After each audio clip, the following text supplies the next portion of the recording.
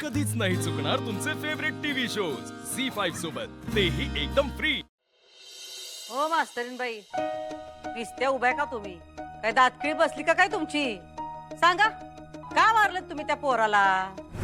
नाही म्हणजे सध्या तुमचं डोसकं ठिकाण्यावर नाही, तुम्हाला आमचं लई राग आलाय म्हणून असं येड्यावानी वागायला लागलाय तुम्ही, हे समजत हवंय हो आम्हाला।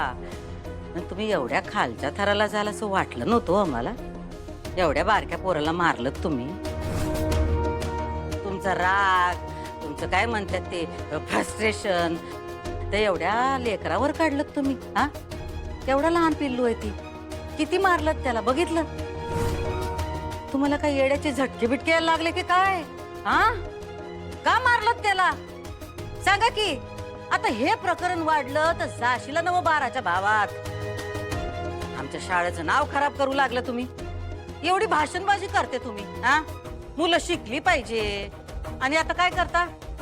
त्याच पोरांना मारता तुम्ही असं? अहो, शाळेतली मुलं आपली जबाबदारी आहे, काय कळतं का नाही तुम्हाला? मला कळतं, माझी जबाबदारी, माझं काम मला कळतं सगळं। हा, कळतंय म्हणे। आता कळत असतं तुम्ही असं वागला नसता, मारलं नसतं त्या पोराला। मी नाही मारलंय त्याला, असं मी कधीच करणार नाही। हो, पण ते पोरग तर तुमच्या नावानं बोंबलतय ना व? त्याचे आई बाप बघितलेत का कसे पिसाटलेत ते?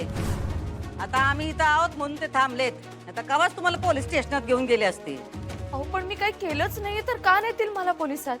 आहे का आता एवढं बदडलं त्या पोराला आणि आता म्हणताय काय केलं? मी नाही मारलंय त्या मुलाला, आणि मी मारलंय याचा काही पुरावा आहे का तुमच्याकडे? अहो, ते पोरगा सांगतोय की त्याच्या तोंडानं। तो खोटं बोलतोय। आम्हाला वाटतंय की तुम्ही खोटं बोलताय। मी कधीच खोटं बोलत नाही मॅडम। हे बघा, आम्ही समजू शकतोय सध्या तुम्ही जरा इथनं हल्लाय म्हणून, त्यामुळे तुम्ही काय बोलताय, काय वागताय, काय करताय हे तुम्हाला कळणं झाले। काय म्हणतात ते डिप्रेशन, ते आलंय म्हणून असं येड्यावानी वागायला लागलाय तुम्ही। मला वेडं ठरवण्याचं एक कारस्थान फसलं म्हणून तुम्ही दुसरं कारस्थान रचताय का? नाही नाही, हे काय मला पटलेलं नाही। काय पटलं नाही? हेच की मास्तरीनबाई सुखी नाहीत आमच्या घरात। अहो, नाहीच आहे ती सुट्टी। अहो, असं नाही आहे बाबा, कायम फुलासारखं जपलंय आम्ही मास्तरीनबाईशी। त्या जे म्हणतील की नाही ते सगळं करत आलो मी पहिल्या दिवसापासून। त्या मला म्हणल्या शिका, मी शिक्षण सुद्धा सुरू केलं आमच्या आईसाहेबांना मान्य नसताना। आता मागं त्या म्हणल्या फॅक्टरीत तुम्ही महिलांसाठी जरा रोजगार सुरू करा म्हणल्या। 100 महिलांना आम्ही नोकऱ्या दिल्या फॅक्टरीत। हे म्हणजे उदाहरण दाखल, पण त्यांनी जे काय सांगितलं ना ते सगळं केलं। त्यांचं मन आम्ही कवाच मोडलं नाही, त्यांचं सगळं ऐकत आलो, पण त्यांनी आमचं नाही ऐकलं। त्यांनी काय केलं, थेट बॅग उचलली आणि इकडे आल्यावर चूक केली होती।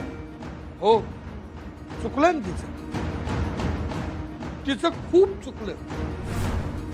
तुमच्याशी लग्नाला हो म्हणाली ना, हेच तिचं चुकलं। झी5 ॲप डाउनलोड करा आणि पहा सर्व एपिसोड्स एकदम फ्री।